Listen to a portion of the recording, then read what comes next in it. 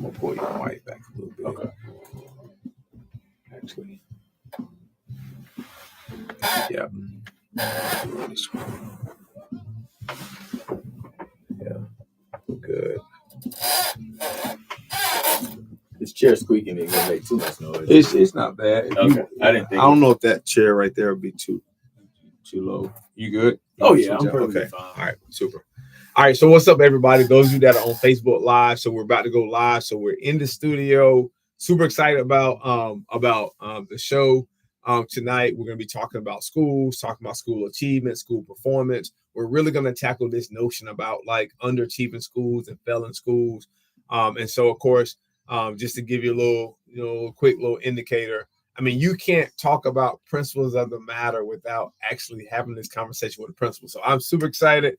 Got one of my good principal friends with me on the set tonight. So you guys will just kind of get a chance to meet the guests a little bit later. So I appreciate y'all logging on. So while you're logging on, go ahead and tell me like who's with us right now. Like comment in the box, let me know. And again, I want you guys to engage because again, we will pause in action. I'll read the comments. I'll read some of your questions and we'll go from there. But again, having a real serious conversation about schools, performance, ins and outs of just everyday logistics. Definitely want to talk about these important principles of the matter. And what better way to talk about this than with two principals in the space. So I appreciate y'all logging on. We're going to log on here on the air in about 2 minutes. All right. So those of you who may not necessarily know, you may follow us live right now on YouTube as well. So if you just search Motivation Station, you can watch us live and comment as well. And I will certainly be sharing this link out a little bit later. All right. So listen, we're going to be logging on here shortly. Appreciate y'all logging on. Thank you for your support. And please engage in the comments. All right. Listen, those of you out here that's watching on YouTube, appreciate you logging on YouTube. So listen, make sure that you engage in the comments. Make sure you leave any commentary for us as we talk about this incredible topic that's really critical in terms of our schools. And so we appreciate you logging on. So whether you're watching on YouTube or whether you're watching on Facebook Live, we appreciate it. Or if you're live streaming on www.step98 stepradio.com, either way, I appreciate you being part of this. All right. So we're ready to go in a couple of seconds.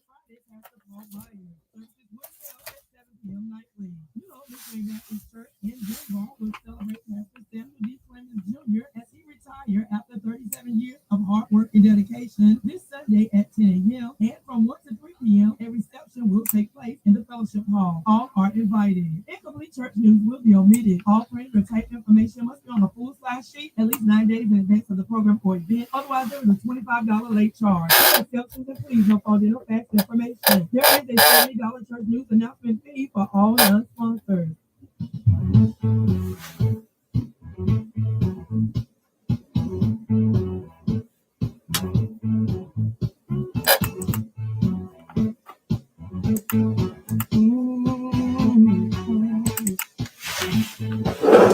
I now take you to Voices Unbound. Jenkins, where every voice finds its freedom. Hey, what's up, everybody? I hope that each one of you are doing well. LaShawn Jenkins here with another episode of Voices Unbound. So listen, I hope that everyone has had an incredible day. I hope that you guys are good. Please let me know if you can hear me. So if you are watching on Facebook Live or if you're watching live on YouTube, give me a thumbs up to make sure that we are good as far as the sound is concerned. But listen, I'm super excited about the episode tonight. Listen, I'm already peeping the comments. I see my sister, Dora Nunnery, already in the building. What's up, Dora? I appreciate you popping in. And so, yeah, they said the sound is good. So we're great. So listen, y'all, I got some good news and some bad news. The good news is it's going to be a great show. All right. It's going to be a great show. I have an incredible guest tonight. It's going to be good. All right. The bad news is you guys know I always start the show with a community spotlight. I always start the show with a male and female scholar of the week. And so we are not going to do a community spotlight, and we're not going to acknowledge a male and female scholar of the week. We're pivoting a little bit because we're actually trying to get our nominations up and trying to collect information on the students. And I dare not recognize a student without giving them the justice that they deserve as far as having the information. So we are still galvanizing the information on our males and females, and we will next week get right back on it and get back into our community spotlight and get back into recognizing our youth, because we know how important that is, right? So listen, you guys saw the flyer. You saw that tonight we are talking about principles of the matter, all right? And not only just principles and important elements, we're also having this conversation with two principles in the space, all right? We're talking about this whole idea of school achievement. We're talking about school performance, and we're also want to tackle this notion of underachieving schools and schools that have experienced what we might call some recent failures. As you know, the state releases official data for all public schools throughout the state. That official data rolled out last week, and so every public school in North Carolina has received their official data. They have received a report card grade. And so for those of you who may not be as familiar with the public school model, every public school in North Carolina will receive a letter grade of A, B, C, D, or an F. All right. And of course, quite naturally, obviously, the better you do, the higher your letter grade. All right. And so when we talk about schools that aren't achieving, or schools that are considered like failing schools, which again, I still got some issue with that language, but it's okay. We'll get deeper into it. It's based on a lot of things, based on proficiency, based on test scores, based on other elements that we'll tackle a little bit later on. But listen, I'm going to go ahead and jump into the show because I'm super excited. Listen, I have a very, very special guest with me tonight, and I'm gonna be honest. Let me just go ahead. I'm gonna gas him up a little bit because again, I have a lot of respect for this guest, man. Of course, first of all, let me just say, I don't bring anybody and everybody onto the set, but this is one of my good friends in school leadership, my fellow principal, somebody who I really have watched grow and really blossom as a school leader. We talk a lot. He's a good thought partner, so I may call him and pick his brain on some stuff. He may call me and pick my brain on some stuff. And so for those of you who might be listening, not sure how near or far we're listening, but if you're in Halifax County, I'm sure you will probably be extremely proud to see that my guest tonight is none other than Mr. Perry, the principal at Southeast Collegiate High School, right? Is that official name? Collegiate Prep Academy. Okay, all right. Listen, they changed the name a couple times on me. So when I was coaching, it was just Southeast Halifax High School, but now it's Southeast Collegiate Prep Academy. Yes, sir. Okay, got it. All right, listen. So y'all listen. I'm gonna let Mr. Perry introduce himself formally. Let him so you guys can get a feel for who he is. And so, of course, we're gonna dive right into this conversation. So, Mr. Perry, I'm gonna turn it over to you. Let you introduce yourself. Oh, thank you, Mr. Jenkins. I appreciate the opportunity. Appreciate the time here. Hello to everyone. Good evening to everyone. Just coming to you from Southeast Collegiate Academy, home of the Mighty Trojans. Turn up. Hope my kids, you should be winding down on your homework and getting to sleep soon. I know that's falling on deaf ears, but they understand. But it's such a pleasure to be here to talk about a topic that's really important to me, important to a lot of individuals. We work so hard in schools, and I think it can't be quantified by a grade. Mm-hmm.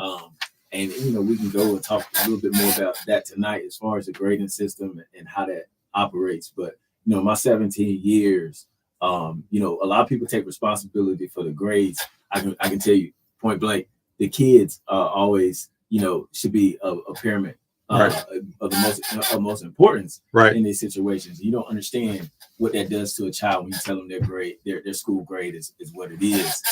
It's not necessarily a reflection of them. And we'll talk about that more, but just a pleasure to be here and ready to dive into the conversation. Great, man. Look, I appreciate it, man. And listen, for all of you A&T people out there, if I'm not, you are a Aggie, right? Aggie Pride. Here we go. I shouldn't have said that. So, but yeah. So listen, man, I appreciate that. And again, you said something really, really important at the onset of what you just said. And I want to just kind of start here and talk about how people have no idea. And again, I mean, you're a current principal. I'm a current principal.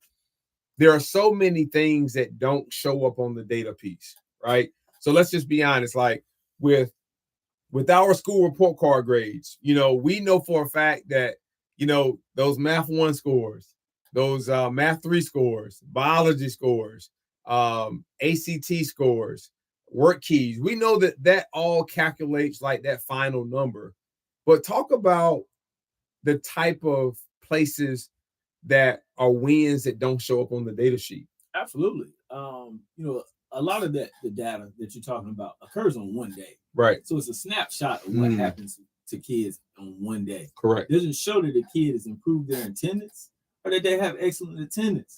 It doesn't show the after school activities the kid has been involved in, the social emotional development there, which is a very important piece. Right. It's a tough piece that, a lot of our kids are really going through those social emotional development struggles. And it doesn't show the support that the school and the community have for those kids.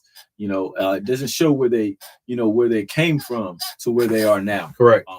Just think of so many countless kids, through my 17 years of education, which I saw so much growth, and you just can't quantify that by one day in May on what they did on the test. Correct. And so I'm glad you said that, because let me just go ahead and throw this out, because I know people are going to, I'm probably going to offend some people on this particular episode, because I know that people probably think like this show is going to be about dragging schools through the mud and talking about what they need to do. And we are going to deal with some data points, but I got issues with how we label schools as failing schools. I'm okay with the word underachieving, right? Because if you're not 100%, then you still got some work to do. You got some growth, right? But I think we weaponize the language of failing schools. We use that as I think that's used as intimidation tactics. I think we use that to really label community schools. And I think we use that in a way just to really give like some schools a bad reputation. Absolutely. Right?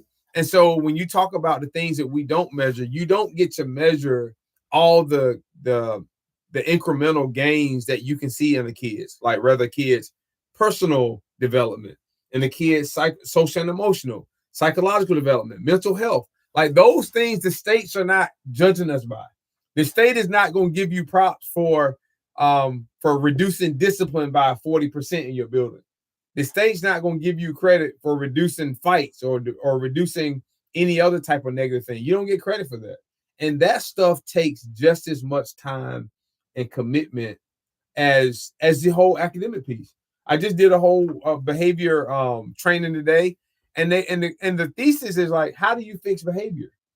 The question is, the answer is you do it the same way you do academics. Absolutely. So the same way I got to teach you math, I got to teach you English, and I got to drill it, and I got to give you the skill and the will. It's the same way with behavior.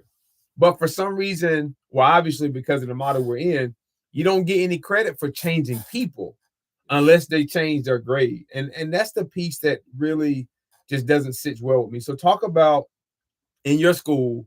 You're in Halifax County. Yes. I was in Edgecombe County for over 2 decades. And so I consider both of those counties very rural. Yeah. I consider both of those counties high needs. And so talk about how, as a leader, as a principal, talk about some of the other hats that you wear outside of the instructional leader. Absolutely. Like our job really is to be the instructional leader. Right, correct. But if you care about kids and you have a heart for kids, you're going to be their counselor, you're going to be their coach, you're going to be their motivator. All right. It goes beyond instruction. Right. And I think you made a great point when we're talking about managing behaviors. You're developing a behavior, right? You're developing a consistency to where they can operate in today's society. Right. Think about it. Also, those rules of how you operate in society change depending on where you're located. Right. Right. What's successful in one area, what culture is built in one area is slightly different than in another area. Right. And you want them to have an opportunity to be able to be successful in both. Right. But you got to respect the environment and the culture that they come from first. That's right. You got to build relationships with kids as well. And that takes time. It's different for every kid. I'm lucky enough at the school I'm at now, or the schools I was at, relationships is one of the first things that I wanted to do. I wanted to build a positive relationship. Correct. Because I always felt as an outsider, I got to get their heart. You're right. I got to be vulnerable. I got to be open to them. They got to be open to me. One of my favorite coaches in the NFL is Mike Tomlin. One of the things he said with development of players is you have to be able to show them that you're ready to have a very important, intimate relationship with them. Right. Like you have to show them that I'm willing. If you're willing to accept me, I'll be your think partner, your motivator, your cheerleader, whatever you need. Right. But you have to show that to them. You don't know the processes that people have gone through, things that people have gone through. And so when you're a fresh face or a new face, they're optimistic of you because fresh faces or new faces, they either come and go, right, or they've caused some type of trauma, some type right. of harm. Not everybody is there for them. Right. And you can't control the process or the path that they went beforehand. Right. All right. But you got to be willing to let them know, how am I different? How am I going to help you? How am I going to help develop you? So I mean that's what you got to start off with first. Then X's and O's come easy. They're willing to do that worksheet or perform that, be involved in that Socratic seminar if they have some type of positive relationship. They know that they know they can be vulnerable to think. How many of us growing up in school didn't answer questions because we weren't comfortable with being wrong. Right. We weren't comfortable with the process of learning. And you don't learn until you're wrong once. Right. Just like, I used to weight train. I didn't feel like I was getting strong until I started struggling on something. Right. That struggle is where the strength is. Wow. Right. Same thing academically, same thing social and emotional. Just a little bit of struggle, a little bit of academic struggle shows that you're learning, so that you're developing. Okay. You overcome that and you're more willing to open up, do other things, and then opportunities come from that. That's good, man. You said a lot in just that little piece. One, I love how, because you obviously are a former coach. I love how you are using athletic metaphors. You said the worksheet is the X and O. So I'm with you. I'm totally with you. But that's real life application, right? And so you talk about kids struggling, productive struggle is real. Yes. And it's a good thing, right? It's not until I'm not gonna get too deep into the teacher pedagogy piece yet, but it's not until I understand my misconception that I can really understand the conception. Absolutely. Right. So I need to miss that problem so I can figure out where I went wrong at. Right. Yes. So when we talk about just in the classroom and learning in general, in order for me to actually to even be in a position to learn, research shows kids don't learn from people that they don't like. Right. I mean, it's just a reality. Kids don't learn from people that they don't like. And I don't mean and we give kids a hard time, but we talking about you walk in the classroom and before you know my name, you've already identified me. You've already profiled me, or you're already mean to me for whatever reason. Yes. And so that affects learning. Absolutely. So psychological safety is so critical in the classroom. Absolutely. And I'm gonna be honest, I spent 16 years in the classroom as a teacher.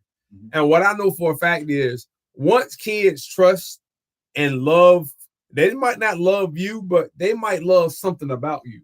Absolutely. Right?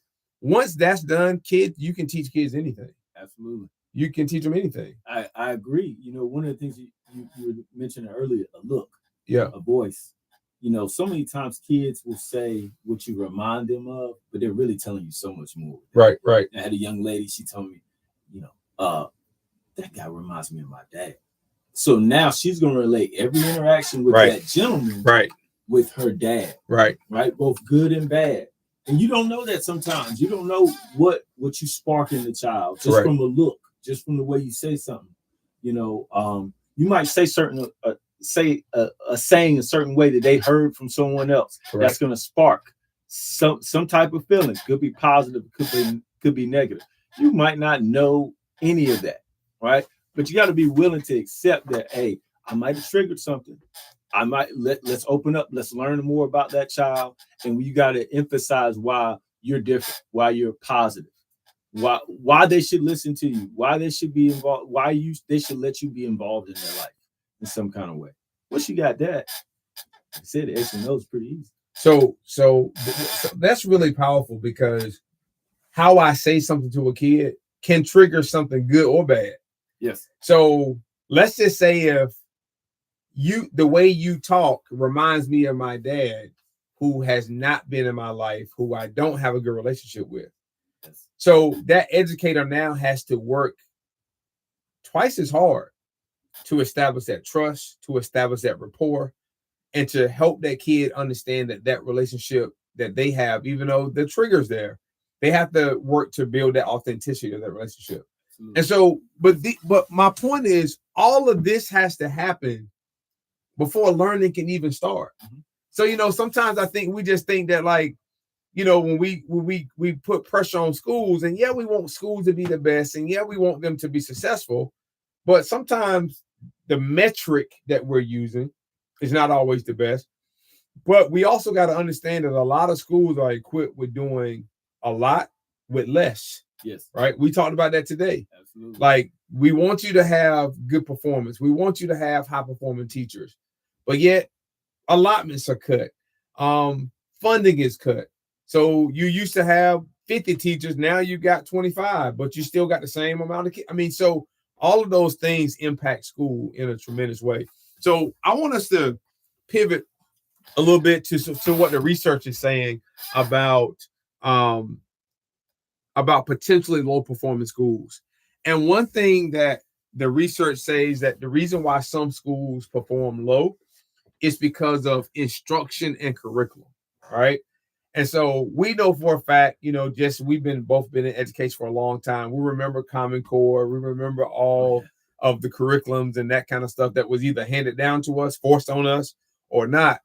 But one piece I want to lift up, and then I want to hear your insight about instruction and curriculum, is that when I think about instruction now, a lot of the programs that used to be state funded, like teacher fellow programs, those programs are no longer funded anymore. Mm-hmm. So when I was in high school, I remember you could apply to be a teaching fellow. And this was before they remodeled the SAT, but if you had a certain GPA and a 1,500 on, not a 15, if you had over 1,000 on the SAT, you could apply to be a teaching fellow, get a full ride, and all you had to do was agree to teach for 4 years in North Carolina. Yes. I think we still have some alternative programs like that. But my whole point is, when you look at the universities in the UNC system in North Carolina, there are not a lot of teacher prep programs where kids can actually get full scholarships and say, I'm going to college to be a teacher. I said all that to say that, number one, it's going to be hard for you to recruit qualified and high performing teachers from people who didn't major in education. Yes. And it's possible because we have to do it all the time, right? I mean, one year I had 13 BTs, and none of them went to college to be teachers, right? So when we talk about like why schools are low performing, like I might have a communication degree with a lot of potential as a teacher, but I might be teaching English, a curriculum that I may not be an expert in. It may take me 2 or 3 years to truly learn the curriculum and learn how to teach it. So talk to me about the challenges as a principal when it comes to hiring, and not only hiring, but trying to hire the best person for a job that they may or may not be degreed in. Yeah, well, it's no secret it is hard to hire teachers. Yeah. People are not necessarily running from the profession, but they're not flocking to it at the same degree. Correct. Right. And you also think about it, there's so many more schools now than growing up. Right. Growing up here in North Carolina, I grew up in Jacksonville, North Carolina. Like there was just 4 degrees. I'm gonna use slight sports reference. There was just like 4, I guess, levels. Yeah. 1A, 2A, 3A, 4A. Right. Right. And then through that, you would have to travel at least an hour to find most other 4A schools, most other 3A schools. Now you don't have to travel that far. It's so much more opportunity for education, but not everybody is flocking to it. You can say so many things like pay, or like what you said, people are majoring in things other than education and don't feel that they're properly prepared. And, contrary to, popular belief, some people are born to teach. I have an older sister who's an administrator myself, but everybody I've ever worked with, I worked with her as well. She was born to teach. Right. She's just a natural teacher, right? Has that charisma. People listen to her. She's very comfortable with her content, and it's the wording of the way. And most educators know that. They can sense it when you're around an educator, a true teacher. Oh, that just comes natural. Right. That doesn't mean that it can't also be developed. Right. I'll give you another sports reference. There's some individuals, you put them on a basketball court and a football field, and they're just like fish in the water. Yeah. Fit perfectly. But there's some that you have to develop. It can happen, but it takes time. Right. It takes time to develop a jump shot, right? Steph Curry, one of the greatest shooters of all time, still took time for him to develop that shot. Right. Still a lot of God-given talent there. Yeah. Same thing happens with education. Same thing happens with education. Then you got to have the want to. Then you got to understand that the environment of education has changed. The way we teach now is different than the way we taught 10 years ago. And what's most important, a real struggle for especially young teachers, are you teach different than the way you learn. Correct. And you don't need to rank them as one is better than the other, right? It's just an evolving time. And people can argue the last 10 years of education have evolved more than the 20 previous years. You know, you think about technology. You think about, I think, we're close to the same age. Whenever we grew up, the information source was an encyclopedia. And those are only in certain places, only in the library. You're lucky enough to have, privileged enough to have one at home. Right. And we were not privileged to have an encyclopedia set, but my aunt had one. So I knew how to do a research paper if it came down to it. But yeah, I mean, that's a good point, man. And then now everybody has a cell phone. Correct. So your encyclopedia is in your hand walking around. So you got to think about it before we get quizzed on. I remember quizzes, valuable quizzes, had positive information, but hey, how many, can you recite the capitals of each state and where the states are located at? Now, is that information as valuable as it was then, right? And then what do you do with that information? Sure, I remember growing up, I grew up majority in North Carolina, but I had spent a little time in South Carolina. They taught us the capitals of South Carolina in alphabetical order to the tune of Yankee Doodle. Wow. Now, I'm not going to sing it right now, but yes, I remember singing the capitals of South Carolina in alphabetical order to the tune of Yankee Doodle. That has never gave me a job, but it's valuable information, right? Correct. Now look at what you're teaching somebody, you applying information, right? How to take this information and make it relevant to life. Okay. Right. Those are the things that we're asking kids and asking adults to teach kids. Right. And it just takes time to develop the efficiency to do things like that. So, and that's real, and you use the word teaching probably 20 times, like teaching. But what happens when you got people in your building who never taught before, who don't know how to teach? Yeah. You know what I'm saying? A different definition. That's when you got to build a culture with them. Right. That's a whole nother element. And see, that's the thing that I want people to understand, that that's where a lot of our public schools are right now. There is a shortage of teachers. Mm-hmm. And one reason I believe there's a shortage of teachers, and I'm willing to kind of be transparent. When I started teaching 25 years ago, first year teacher salary was $25,000. Yeah. Okay. Now listen, I mean, for a kid who grew up in the project, that was a lot of money to me. But $25,000, 25 years ago, 25 years later, first year teacher salary is $39,000. So what's that, a $14,000 increase over the last 25 years? Yes. Man, you got kids coming out of college with degrees, credentials, resumes out the wazoo. It's going to take a special person to settle for $39,000 a year. Yeah. And that's before taxes. Mm-hmm. I hired a kid at my school, at one of my previous schools, and he had a degree in biology from North Carolina A&T. Smart kid. Well, he was an alpha too, so he was super smart. So, but this guy could have went into research with his biology degree and arguably could have started at 75, 80,000 and decided that he wanted to teach because it was in his heart to teach. So, man, it's just but see, you're not going to come across people like that every day who say, you know what, 80,000, 39,000, $40,000 difference. Yeah, I think I'm going to go teach. And so when you talk about low performing schools and underperforming schools, we're having to find teachers from everywhere. Yes. And unfortunately, you don't always get to say, let me pick which teacher is going to be the best position. Sometimes you just got to pick the best person. Yes. And when I, at my previous principalship, where I had to do a lot of hiring, I was like, listen, I just need you to be a good person and good for kids. I will teach you how to be a good teacher. Mm-hmm. So, I mean, man, shout out to my AP at the time. We did a lot of coaching, man. I was coaching 7 teachers a week, just teaching them how to be teachers. My AP had 5. My MCL, she had 1. So we were coaching teachers, teaching them how to be teachers. So when we think about all of this pressure from the state, and the state saying on top of all of that, you still got to meet these metrics.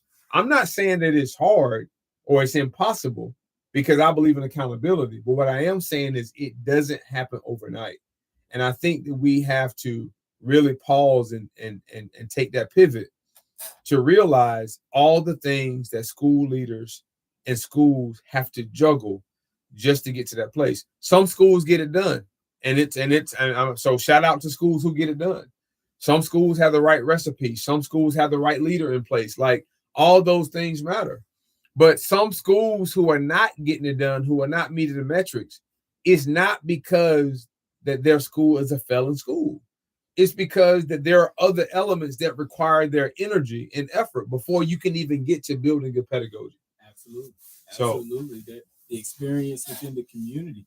Shout out to my Southeast community. I love the community, but they go through challenges that even 20, 30 miles down the road, others don't have. Right. It's not like one's worse than the other. Anything's better. It's just different. Right. All right. And you have to adapt. You have to understand. You have to have understanding. Also, we talk about the coaching part and teaching.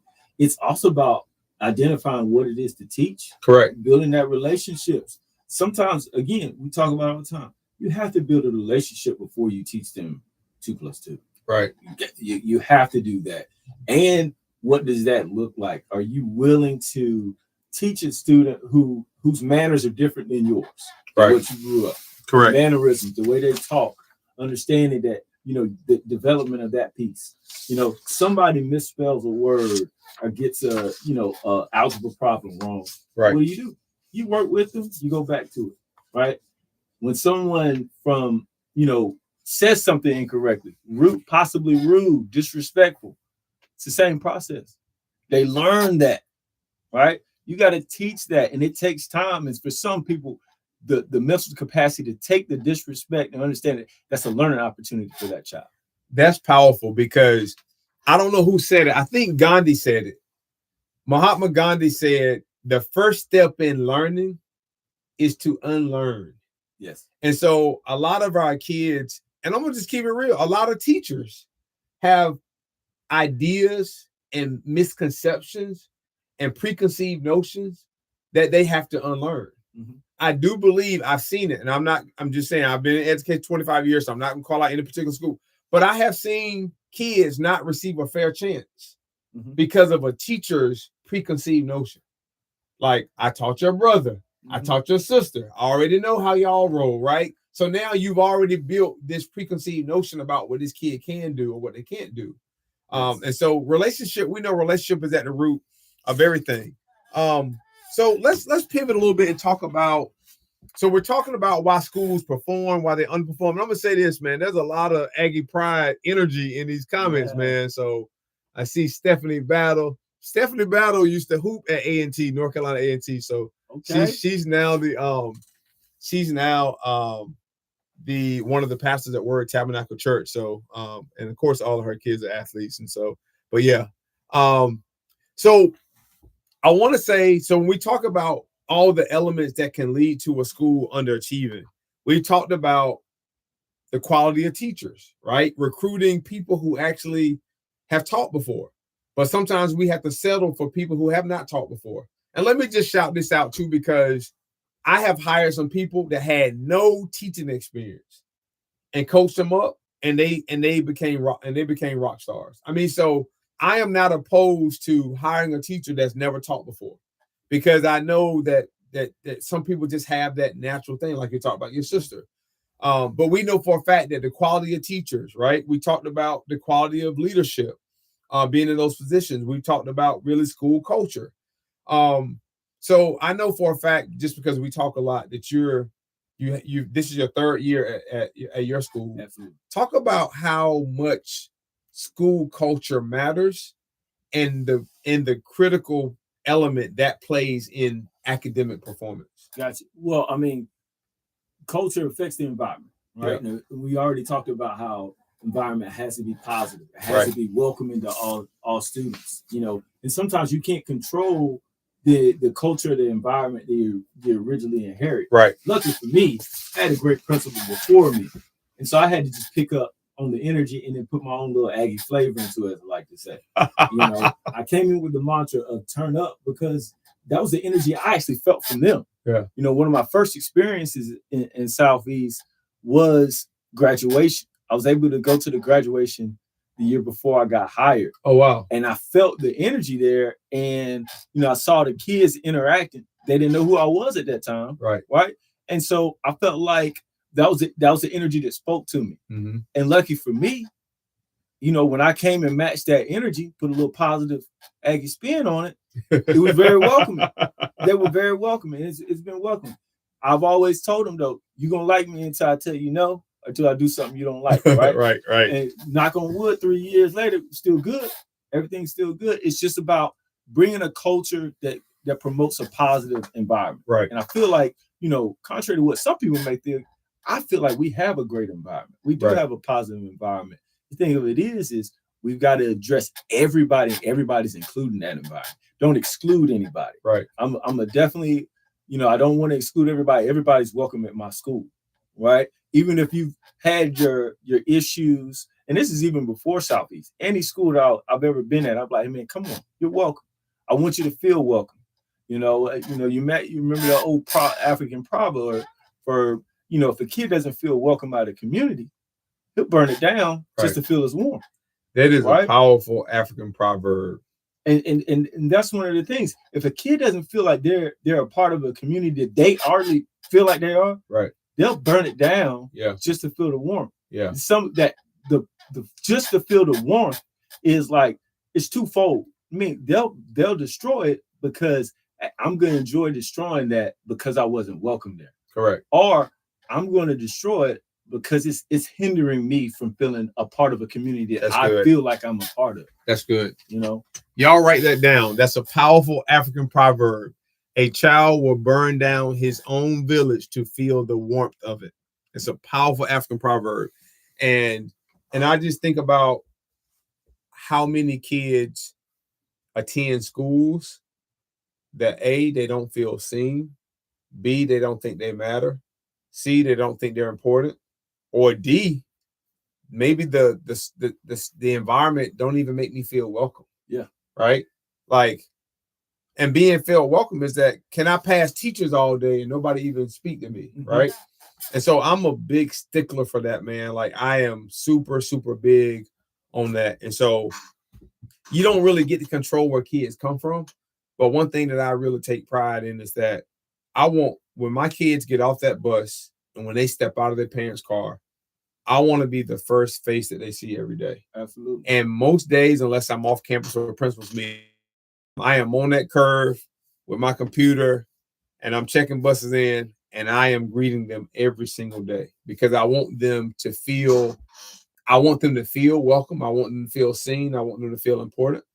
And it's the same thing in the afternoon. Like when they are heading out, I am on the curve and I am questioning them about their day. How was your day? Can't wait to see you tomorrow.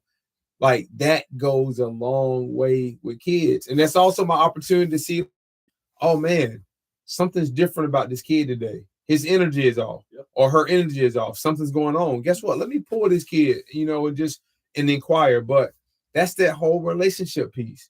And I know we're still talking about like school achievement and school proficiency and accountability and report card grades, but none of that can happen if you don't have a foundational platform of relationship and school culture that kids actually feel that they're a part of. Not a school culture that you designed for them, but a school culture that you built with them. Absolutely. You know what I'm saying? What are some things that's happening? So I'm gonna put you on the spot. tell me 3 things. If you could identify 3 things that you're really proud of that's happening right now at Southeast Collegiate Preparatory Academy.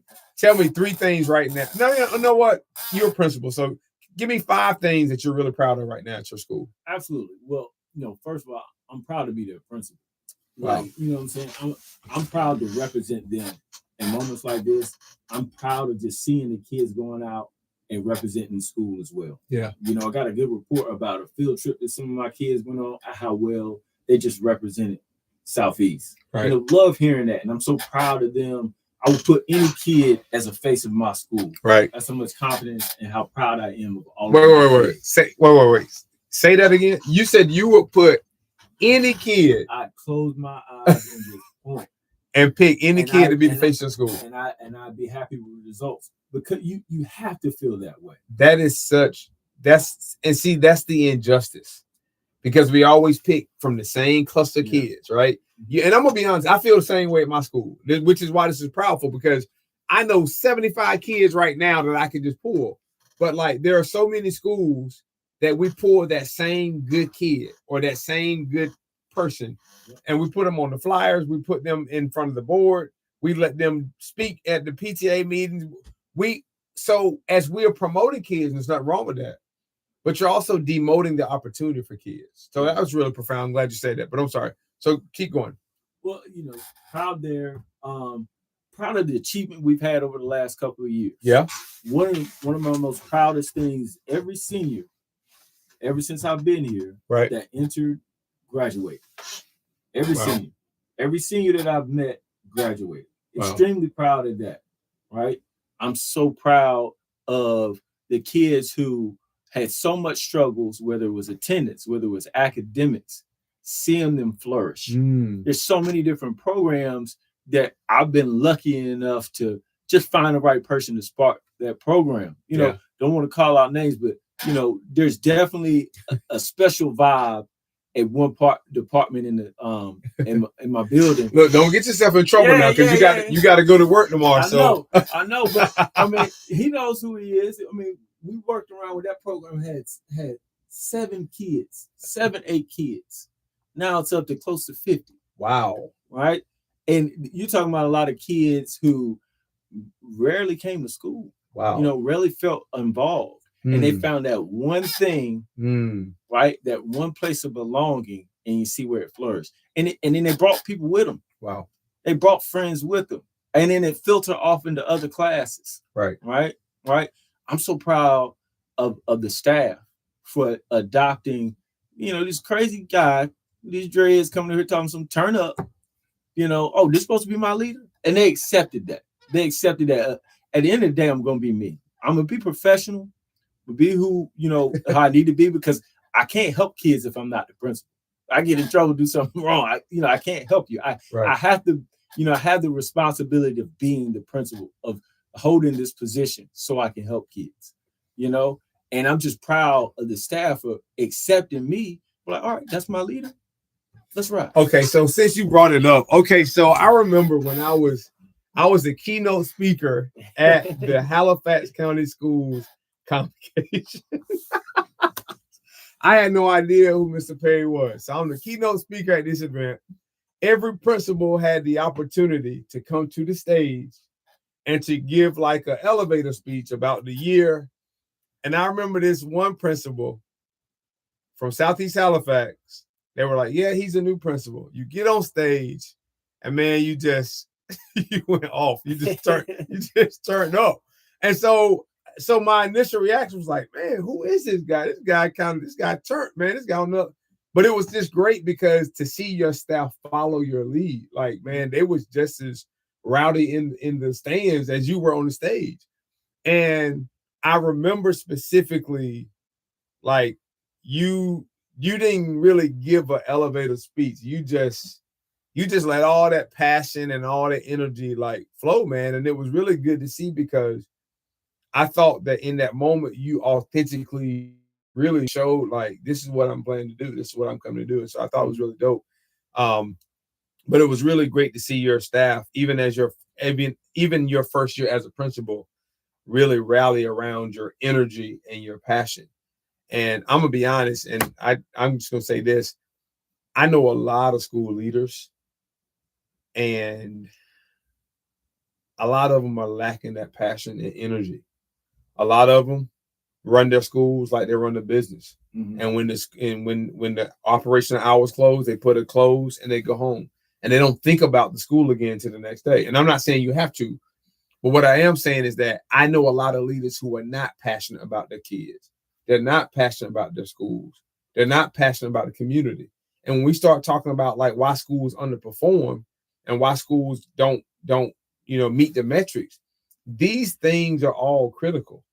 So it's going to be hard for you to motivate a group of kids who already are faced with a high level of adversity, trauma. It's going to be tough to motivate them when you don't even come across as that you really have a vested interest in them.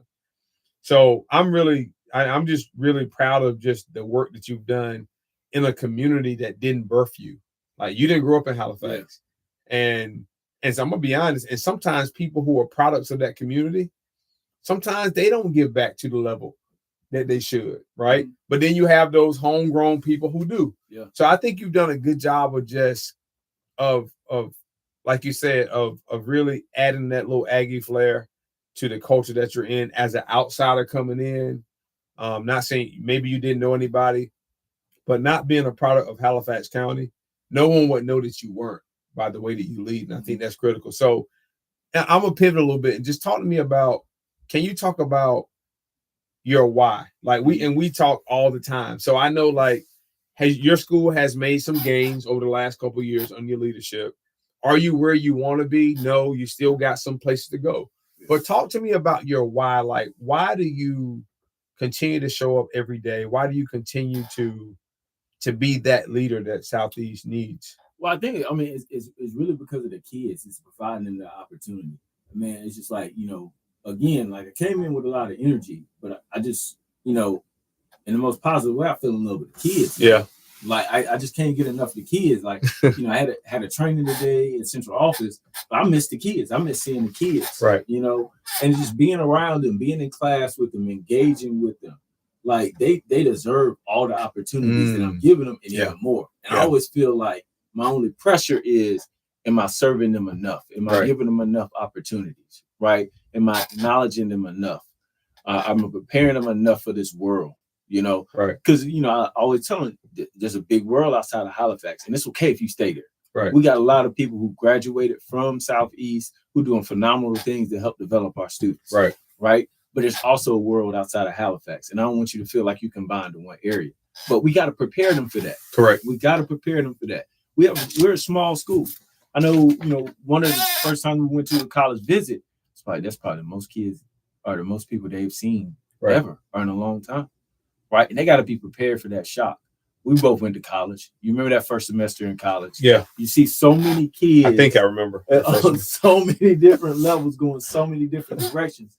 And the ones that were successful were the ones that were able to withstand the awe. That first homecoming at A&T, you hear about it, but until you experience it, it's different. They say it's the greatest homecoming. I don't know if that's true or not. Is it? Anybody who's been has never disagreed. Okay. Is G-Ho, so that's the question. Somebody put in the comments, is G-Ho really the greatest homecoming on earth? That's all. That's the question I just want somebody to answer. I always tell people, listen, if you want to go to G-Ho, just get on campus, give yourself an hour. Give yourself an hour walking around on campus on G-Ho, and then let that be the determining factor. Okay. Just play it for an hour. Make sure you get there early because you can have some issues parking. Okay. Right? But get there early. Give yourself an hour. Love my folks who went to Durham, that school in Durham. I don't want to see y'all. I don't want to see y'all at G-Ho.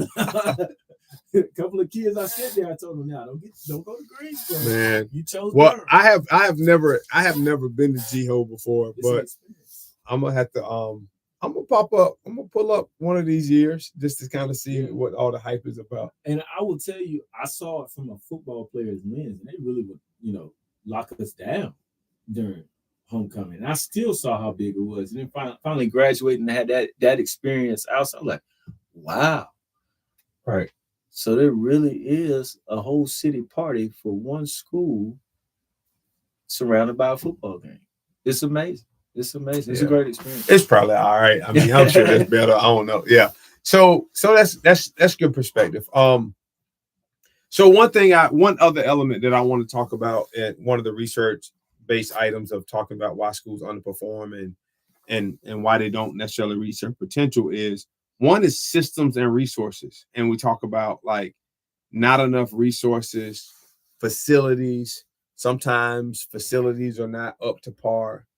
And I know that to be true because, you can have all the right pieces inside of a building. But if your kids pull up to a building that they don't take pride in, or if they don't see the building is an investment in their future, it's hard to rally people around that. And, and I've worked in a wide range of different settings, right? So, I mean, I've been that teacher where like, the heat break down and it's freezing cold in your classroom, right? Or either the heat works 5 times better than it should and it's super hot. Like all of those elements impact like learning and the environment. So talk to me just about, as we kind of near the end, just talk to me about resources and, do you have enough resources from a principal lens? And I'm gonna be honest, I'll be the first to say like I there's a lot of things that I wish I had, you know what I'm saying? Yeah. But like talk to me about like resources, the impact you think resources has on a school being able to continue to perform well. Well, I mean, resources play a big part. The most important resource I always say is human. That's capital. Good. That's good. Having the right human resources is important, right? Because a good person in your building will turn an inadequate resource into a efficient resource. That's good. Okay, so you got to invest in the people, right? And they have to have pride in all the physical resources, all the other resources. Wow. You also think about these innovative programs and technology and things. If you don't have anybody using it correctly, right, it's a waste. It's a waste. That's powerful. We got 3D printers. They're beautiful, right? They're amazing when you watch them. Or drones that you can fly. Great things. But how are you using it to impact instruction? How is the use of that going to prepare someone to get a job, to be successful in society? So, and that goes back to the human capital, the human resource. If that human resource is prepared to use whatever other resources that's been provided for them to increase opportunity for your students, then it's a powerful resource. Wow. Right? But if it doesn't create opportunity, if it doesn't help develop them, if it doesn't put them in a better place than when they got there, then how effective is that resource? Right. And that's why strategic and just organizational leadership is so important. I mean, because you can have classrooms, they all got nice data projectors, they've all got touch screens, smart TVs. But like if you don't have a teacher that's committed to those resources, or if it's an empty classroom, it really doesn't matter. Yes. So that's really great point that you've alluded to. So just keeping in mind, like, and one thing I want to say to people out there is there's a lot of things that make a school that can contribute to a school doing well. Yes. And there's also a lot of elements that can contribute to a school not doing so well. So even though I know, and I really want to just rally around what you said at the beginning, like we're in school for 180 days. Oh, yeah. They test on 2 or 3 days, maybe 4 for makeups. And there are so many great things that happen on the 176 days that may or may not happen on test day. Yeah. And I want to just kind of push this whole element of that we really need to get away from calling schools failing schools. Because even though I might be in a school where my data is not where I want it to be, but I can be grooming and growing kids at a level that's not measured by an assessment. And so I mean, just the language I think needs to be different. I'm okay if you say this school is not performing at their ability, or if this school is underperforming. Which, even when you talk about underperforming, like based on what level of expectation, because you used this analogy before the show started. If you have kids, just say on a scale of 10, if you've got kids who are at a level 2, and they double that up and they're at a level 4, they have grown by 50%, but still might be underperforming, right? So when we talk about data, it's not just surface data. Like, we got to get beneath the surface and look at some of that systemic data, because I'm gonna be honest, and I'm learning this right now. There are so many wins beneath the surface that you might not see. If you're just saying, you know what, oh, we're at 60% for Math 1. Oh, we're at 70% for Math 1. We're at 30%. If you stop there, then that's when that doom and gloom happens, where we're not where we need to be. We're not high enough. But when you start unplugging and start dissecting and disaggregating that data for individual kids, and you see that the EVOS predictor said that you had 0 kids who were supposed to be proficient, and then you get the score and realize that you had 20 who were proficient, those are wins. So in your building, tell me how you celebrate, and I think we had this conversation the other day. Tell me how you celebrate the small wins that may or may not show up on the grand surface of your data. Oh, I mean, just an acknowledgement of what a win is. Like, just acknowledgement of where you were and where you came, where you came to. Right. Understanding that this progress happens with like 2 steps forward, a step back, 2 steps forward, then a step back. Right. Understanding that, you don't want to make those step backs too big, but you want to acknowledge the step forward. All right. Now, how are we going to rebound from that? All right. Understanding that, the struggle is where the learning happens, where the progression happens. Right. If I go in there right now and I lift something and I lift it easy and I don't even feel it, I didn't get stronger. Right. I didn't get in better shape. Right. I didn't get better than where I was beforehand. Right. Okay. All right. So getting to the point where it is a struggle and then pulling through. Okay. Identifying where those struggles are and pulling through. That's where the success is. People will always remember the tough battles that they won more than anything else. Yeah. Right. Like, very rarely do you remember the blowouts. You remember the blowout losses. You don't always remember the blowout wins. You're right. Right. But you always hold deep in your heart those tough wins. Yeah, you do. Right. You really do. Right. And then you want to celebrate that. You want to just celebrate success. Have a culture of success. Right. Have a culture of progression, culture of positivity, and celebrate those things. Understanding that wins might look different from for different people. I agree. And just making sure that, everybody has a voice. Everybody feels like they're a part of something. Everybody wins. Right. So we got to get away from this notion of, like, from a teacher perspective, like, because sometimes we say, oh man, everybody made 100 on their test, and so that means I'm teaching good. Oh, it really doesn't. It could have meant that the test was just really easy. But we also got to get to a point where we realize that, you know what? Everybody did make 100. There were some kids who made a 60, 70, 80. But we got to learn how to disaggregate and measure growth. And we also got to embrace productive struggle. And we also got to embrace rigor. It's okay to make things hard. It doesn't always have to, you don't always have to have an environment where every kid is making hundreds on everything. Because I would challenge that, is it rigorous enough? Yeah. You know what I'm saying? And so, like you said, yeah, I'm bench pressing 10 pounds and I'm killing it, but I'm not really getting any better. You're not getting right. But give me 45, and now that productive struggle is tougher, but it might hurt on the front end, but on the back end, I get the results, right? Let me scroll through really fast and see. There's some people that have contributed to the conversation. I see that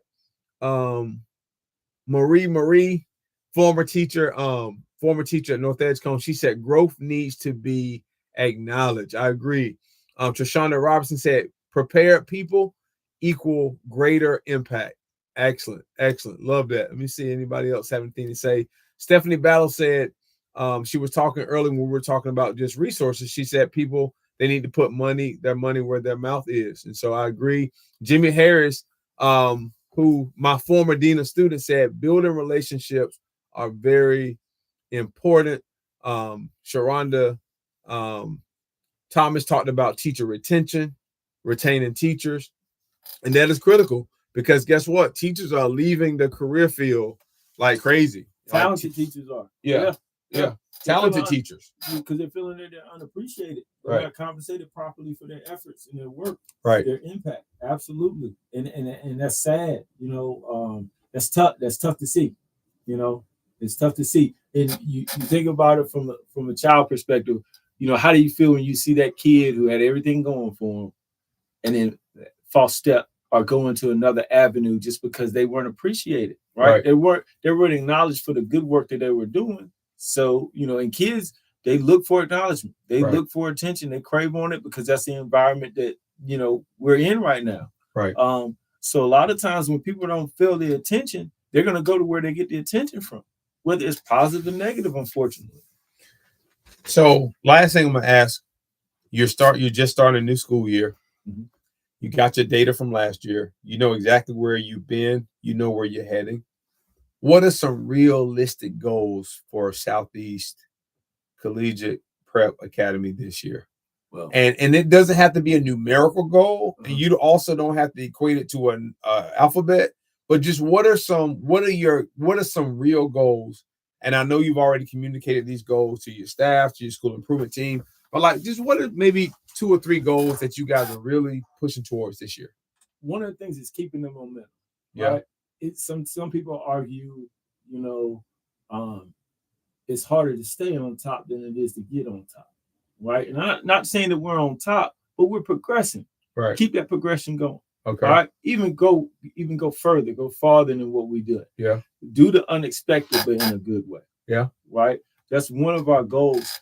Another one of our goals is just provide more opportunities than ever for our kids to be successful. Right. You know, one of the things that I always challenge the next group is to increase the amount of scholarship money that you earn. I said that to my valedictorian. She did it by herself last year. Right. So I'm really harping on my juniors from last year, seniors this year. You've got to raise a lot. You've got to earn a lot of scholarship money. All right. Because my valedictorian last year did it by herself. Wow. You know. All right. So providing those opportunities, making sure that we're servicing our kids and our kids know more about what they're going to do or what they would like to do. Right. Having the opportunities. And the last thing, I mean, definitely just turn up, you know, be acknowledged for the great work. You know, there's a lot of good information, good awards, good recognition that we're getting. We want to show that we deserve it. All right. We want to demand the respect that Southeast deserves wherever we go. Love it. Right. Those are the things that I'm looking forward to this year. And I know it's going to happen. I'm excited for you guys, man. And I'm excited. And I'm really excited about what you're doing. I've had a front row seat in your principalship journey at Southeast. And so I've seen the tireless effort that you've put into school.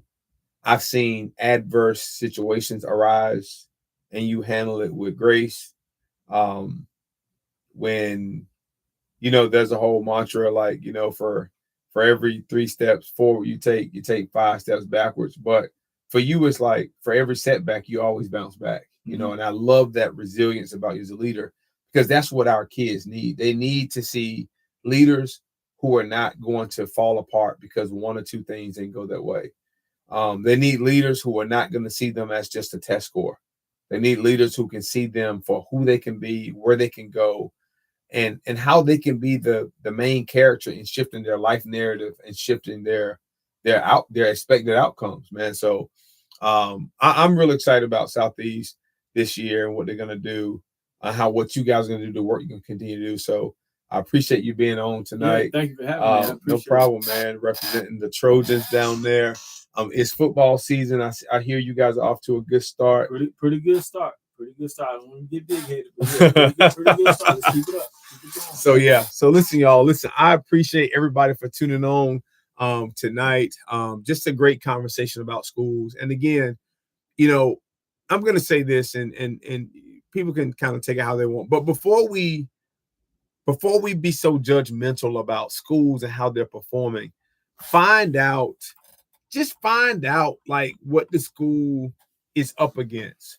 Schools are up against so much stuff that you wouldn't have no idea. So it's easy just to look on the social media and see that, oh, this school is a C, or this school is a D, or this school is an F, or this district. Sometimes we have no idea what districts are up against. Sometimes we have no idea the hard work that leaders have to do before learning can even start.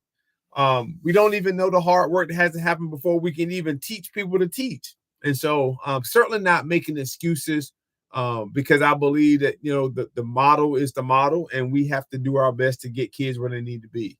But all I'm saying is I know for a fact that there's some incredible work that goes on in buildings that sometimes show up in the form of data, and sometimes it doesn't. But having said that, just be supportive. Let's continue to support our schools, continue to support our kids. Email your kids' principals and just, hey, make yourself available. Find out if there's a way that you can serve, volunteer. I know so many people with college degrees out there who have time. See if you can tutor a small group of students. See if you can offer anything, just contribute, because I believe that low performing schools, or schools that are not performing to their potential, I believe that they can do even greater with more resources. But sometimes we don't have the human capital. Sometimes you don't have the extra bodies. And so I just said all that to say that, the principle of the matter is that our kids are more than just the score that hovers over their school. Our kids are more than just of that data outcome that happens on those 4 days. But at the same time, we also want to make sure that our kids are pushing themselves to be great on those test days, to be the best they can be. So listen, y'all, we are out of time. We are certainly going to be back next week. This may be a conversation we will continue throughout the fall, but I'm super excited about what is happening, not only at Southeast Halifax, but what's happening in a lot of our schools here in the East. And so shout out to all the school leaders, principals, APs, dean of students, teachers, teacher assistants, bus drivers, cafeteria people. Everybody plays a role in making sure that our kids are successful and making sure that our schools are achieving at the level that they are. All right. So we're going to end this show. I'm going to stay live for about 2 or 3 minutes just in case anybody wants to jump on or wants to add a comment, and I'll go through and shout some people out. All right. Thank you guys so much for tuning on. And this has been another episode of Voices Unbound, where every voice finds its freedom.